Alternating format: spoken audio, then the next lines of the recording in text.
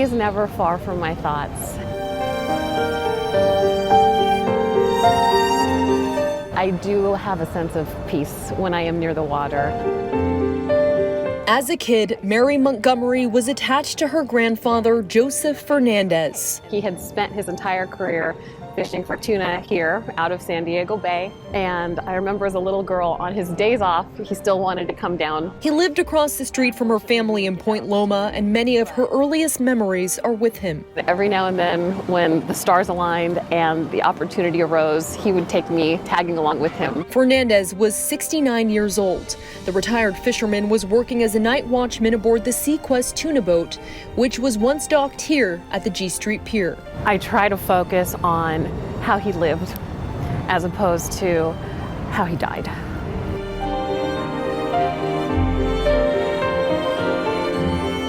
As night fell between July 7th and 8th, 1990, Fernandez would take his last breath on that boat. 69-year-old Joseph Fernandez, the night watchman, was stabbed to death in an apparent robbery during his 6 p.m. to 6 a.m. shift on Sunday. That's a report from the 10 News archives. 32 years ago, the case was covered on the local TV news and in newspapers, something a child couldn't quite understand. Mary was 4.5 years old and remembers seeing this picture on the news, Fernandez holding her as a baby. I remember pointing at the TV and I said, Mom, look, Grandpa and I are on TV. When is he going to be home? Because he's got to see this. And that's my memory of how I realized something was very, very wrong. The police department. Investigators believe they know who killed Fernandez and took his car, which was later recovered, found sold out of town. There was a lot of evidence pointing to this particular offender. Number one, several people saw him running from the scene right about the time of the murder. He mentioned that he'd been involved in the murder to at least one person. Then he also was identified as the person who sold the stolen car to the people up in L.A. The suspect is this man, Gregorio Arturo Quezada Monsivais, identified but never caught. We think it was a robbery or possibly an anger attack. Apparently, Mr. Fernandez had refused to work to this particular offender prior to that, so they'd gotten into a little argument. Tony Johnson is a senior investigator with the San Diego County District Attorney's Office and a former homicide detective for the San Diego Police Department. 50-ton tuna seiner. He's worked this case on and off for the last decade. Mr. Fernandez was really well known. He was well liked. He was a character.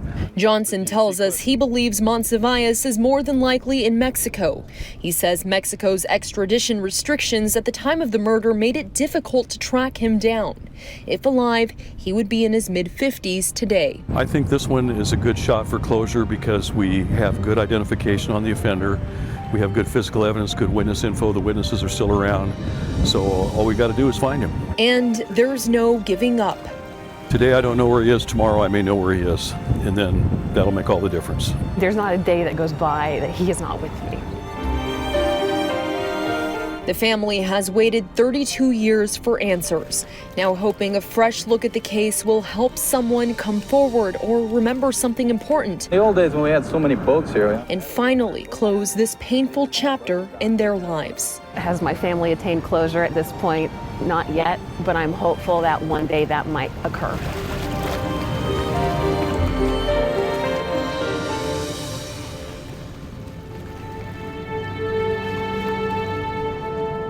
With photojournalist Steve Reusch, Mimi Alcala, ABC 10 News.